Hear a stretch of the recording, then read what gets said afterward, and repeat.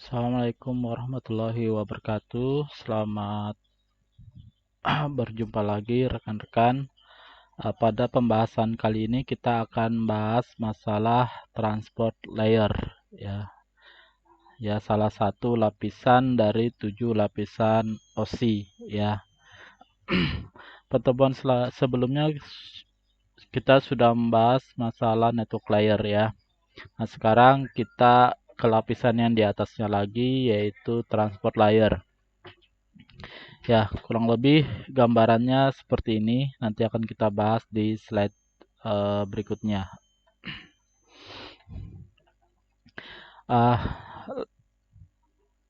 Transport layer, teman-teman, itu tugasnya melakukan sesi komunikasi ya antara komputer yang terhubung dalam jaringan.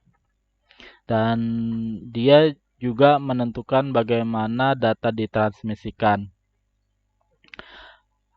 Nah, protokol yang ada di transport layer ini yaitu Transmission Control Protocol atau nanti yang kita singkat dengan TCP, dan juga User Datagram Protocol ya, atau nanti kita singkat dengan UDP. Nah, User Data Protocol itu merupakan connectionless communication ya. Jadi bekerja tapi tidak menjamin data sampai di tujuan secara utuh. Nah, normalnya untuk mentransmisikan data dalam jumlah kecil pada satu waktu. Ini untuk UDP ya. Nah, sedangkan reliabilitasnya atau penjaminan data sampai pada penerima tergantung dari aplikasi. Itu untuk UDP. Nah, sedangkan untuk Transmission Control Protocol ini sifatnya connection oriented ya, dan reliable communication ya. Jadi datanya itu dijamin sampai ke tujuan. Nah, untuk menjamin data sampai ke tujuan itu diperlukan komunikasi awal dengan penerima sebelum transfer data dilakukan. Nah, TCP ini rekan-rekan itu membutuhkan X tiap penerimaan data. Acknowledgement ya. Jadi semacam kalau kita bilang stempel pos lah gitu ya. Nah, dipakai untuk mentransmisikan data dalam jumlah besar ya. Jadi dari sifat ini sudah bisa paham ya perbedaan antara user datagram protokol dengan transmission control protocol. Nah, ini kurang lebih penggambarannya ya. Kalau TCP tadi connection oriented, artinya data itu pasti sampai ya. Dan digunakan untuk large amounts of data ya. Jadi data dalam jumlah yang besar. Sedangkan UDP kebalikannya, dia connectionless, artinya dia tidak menjamin datanya sampai pada tujuan tapi tetap bekerja. Dan ditujukan untuk small amount of data, jadi untuk data yang kecil-kecil saja. Nah, di transport layer ini rekan-rekan ada istilahnya port dan socket ya. Komponen ini biasanya dipakai selama komunikasi pada layer transport ini. Nah, port itu digunakan untuk apa? Ya, port bisa dikatakan internal address ya yang disediakan untuk aplikasi tertentu pada komputer. Nah, setiap aplikasi itu mempunyai port yang berbeda ya. Mungkin nanti teman-teman akan belajar misalnya pemrograman web gitu ya menggunakan exam atau sejenisnya. Nah, itu ada port sendiri. Begitu juga untuk yang lain ya.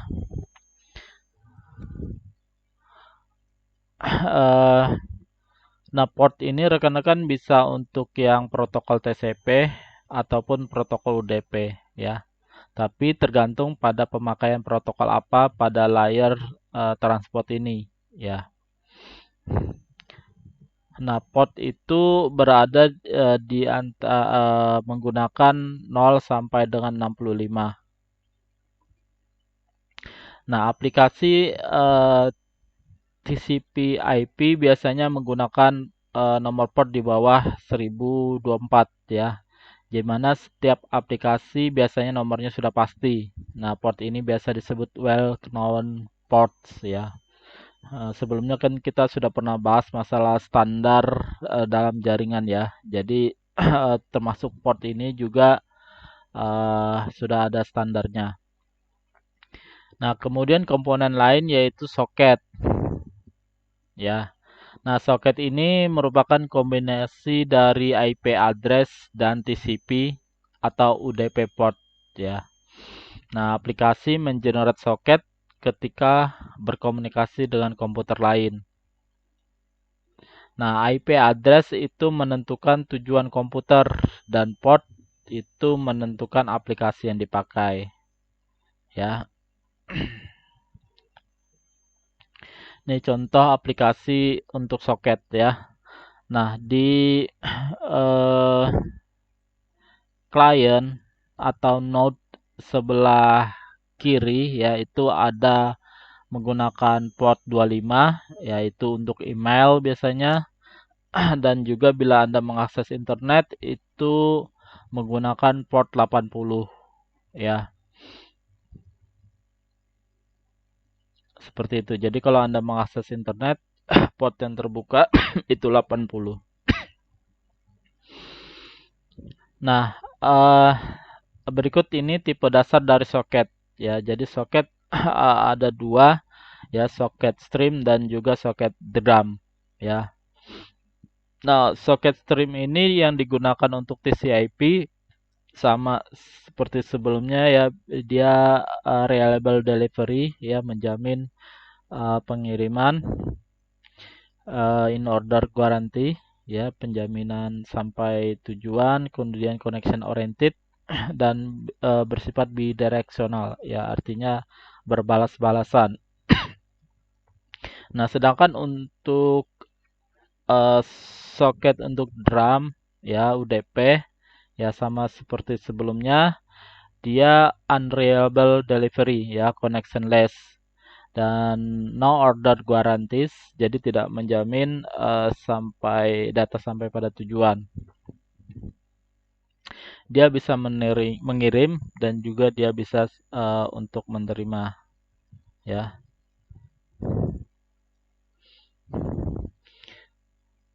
Nah, berikut TCP socket calls ya. Jadi komunikasi di antara jaringan itu yang pertama misalnya ini bersifat client server ya. Server itu pusat data, klien untuk mengakses datanya ya. Nah, dari soket dari server kemudian buka soket, kemudian mengirimkan atau membinder data, kemudian dia menunggu info dari klien, listen, kemudian setelah menerimanya baru dia uh, terhubung ya. Setelah terhubung dengan klien, kemudian klien membaca data.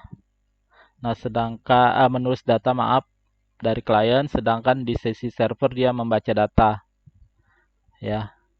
Kemudian data yang dibaca kemudian ditulis dikembalikan gitu ya, dan oleh klien itu dibaca ya, kemudian close.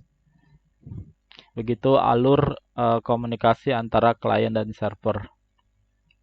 Nah, sedangkan di UDP bentuk komunikasinya yaitu bedanya di sini ya. Jadi dia bisa menerima data yang kemudian mengirim. Jadi bisa menerima, bisa mengirim atau mengirim ya. Nah, sedangkan di sisi klien kemudian dia buka soket, kemudian dia mengirim send to, diterima oleh server, kemudian server juga mengirim balik, oleh klien diterima ya. Kemudian selesai. Nah, kita mendalami masalah TCP ya. Nah, TCP tadi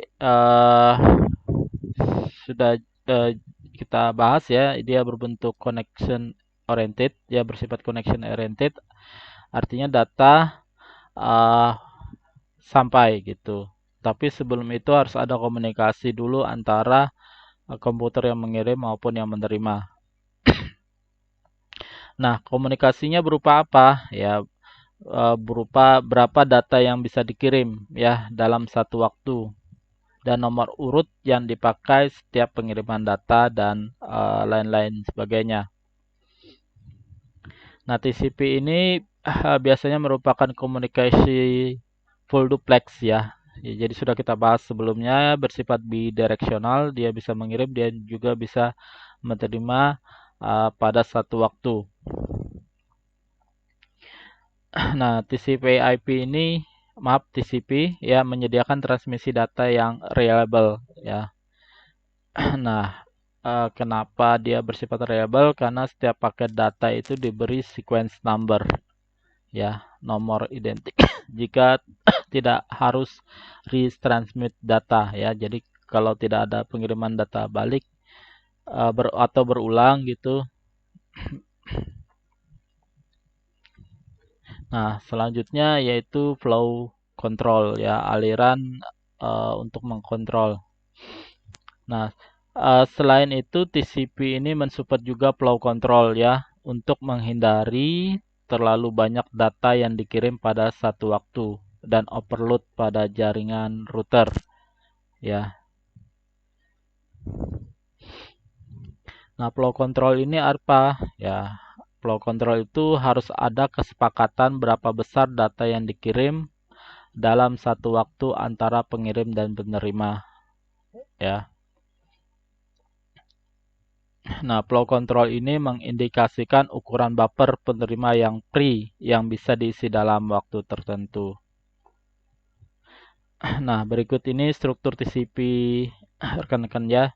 Jadi dia ada TCP header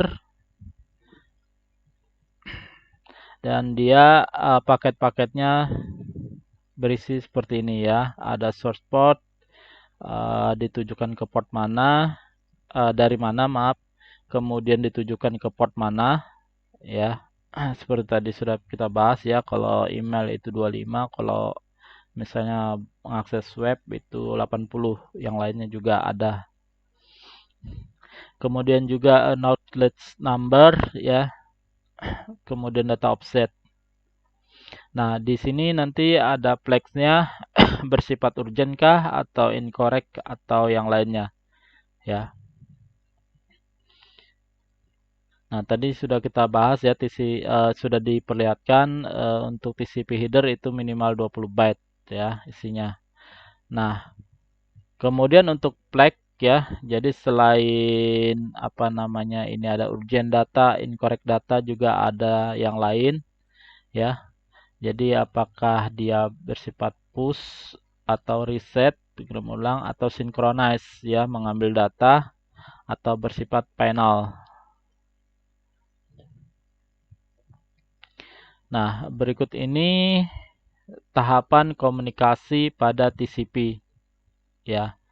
Jadi ada 3 tahapan dalam komunikasi dalam TCP. Yang pertama connection setup ya. Jadi dia mulai membangun persiapan untuk mengirim ya, berkomunikasi seperti tadi dengan komputer yang dituju.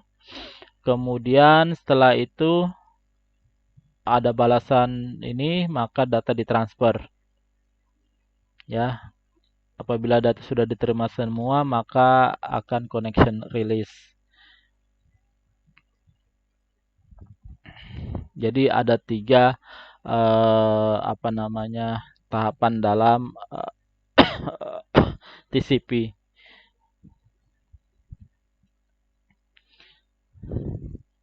Nah, ini penjelasan gambarnya ya. Jadi dia sama-sama di transport layer di antara komputer satu dengan komputer yang terhubung ya.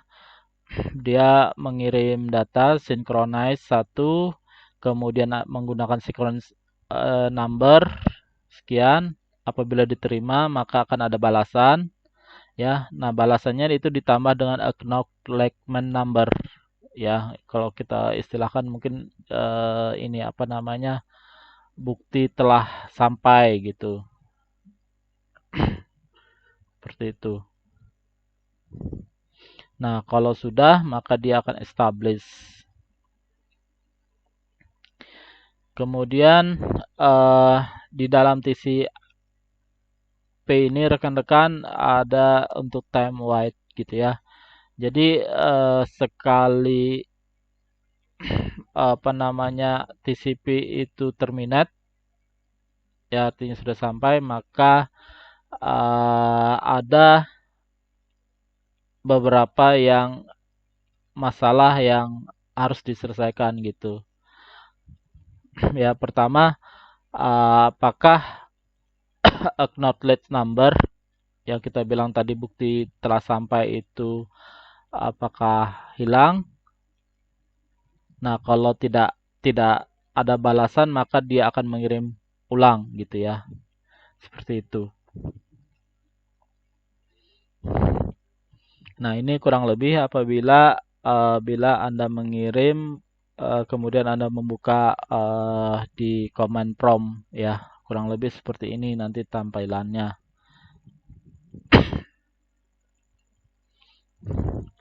Nah, di dalam network transport layer ini ada istilah PAR ya. Positive Acknowledgement with Retransmission ya. Jadi bila koneksi sudah stabil itu harus kita jaga sampai salah satu partner itu komunikasi, komputer itu mengakhiri komunikasi ya. Ya artinya bahwa data yang itu telah diterima. Nah, di PAR ini ada dua gitu ya, ada simple dan ada juga sliding windows. Nah, simple ini biasanya cukup satu saja, sedangkan untuk sliding windows itu ada 3 atau lebih ya, artinya banyak seperti itu. Nah, karena dia banyak sliding windows, maka dia harus menyiapkan buffer ya, cadangan. Nah, itu mekanisme ini untuk agar host itu mempunyai akses ke dua Windows. Satu untuk mengirim data dan yang lain menerima data ya, karena di TCP ini kan tadi sifatnya bidirectional.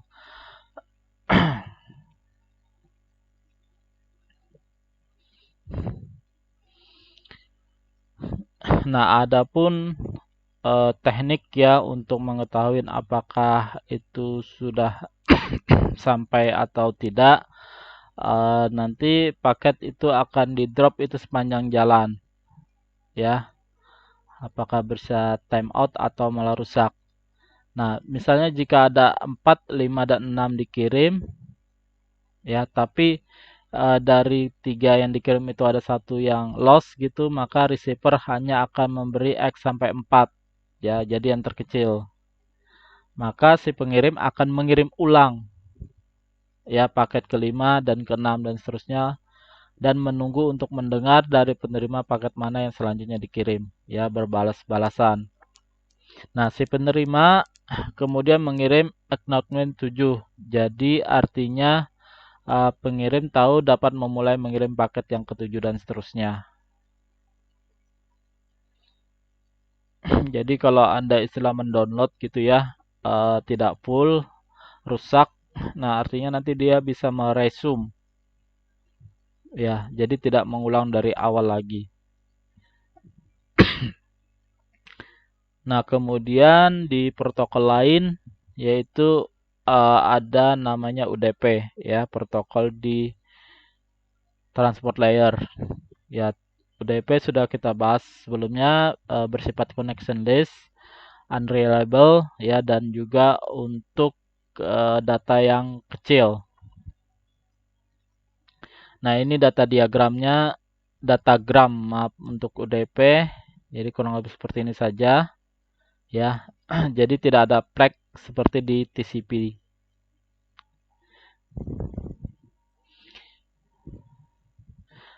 Eh, nah, untuk datagram ini hanya berisi IP address host ya yang mengirim paket dan juga destination yang berisi alamat penerima paket.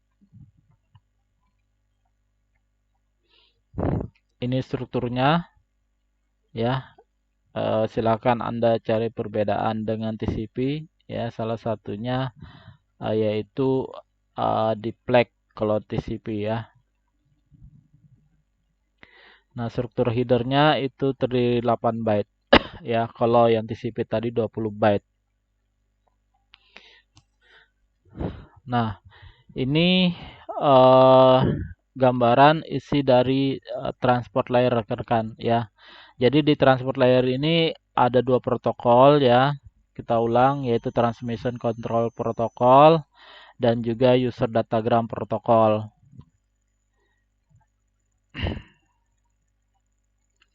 Nah, untuk TCP sifatnya harus bisa data sampai ya. Sedangkan UDP connection list artinya datanya tidak menjamin data itu sampai.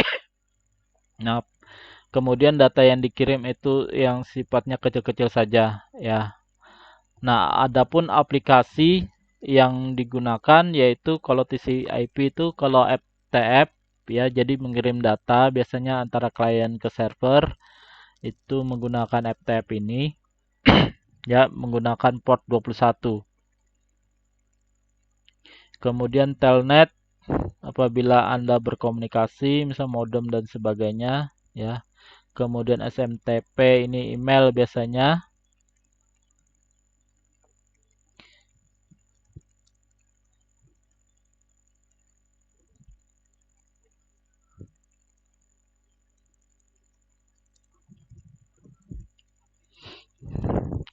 Oke, ini contoh-contoh aplikasi mau di TCP maupun di UDP ya. Jadi lihat dari gambar sebelumnya ya, TCP itu contohnya itu FTP ya, file transfer. Ini biasanya apabila Anda berhubungan client server, kemudian mengakses internet dan juga untuk mengirim dan menerima email ya, ataupun untuk browsing ya DNS. Sedangkan UDP aplikasinya itu mengakses internet, UDP dan juga VoIP ya, untuk menerima suara saja.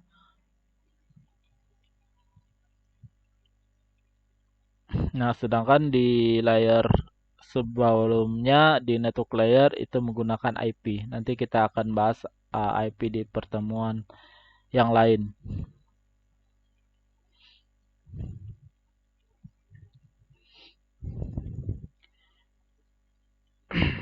Ya, ini sudah jelas seperti yang tadi juga ya, pembagian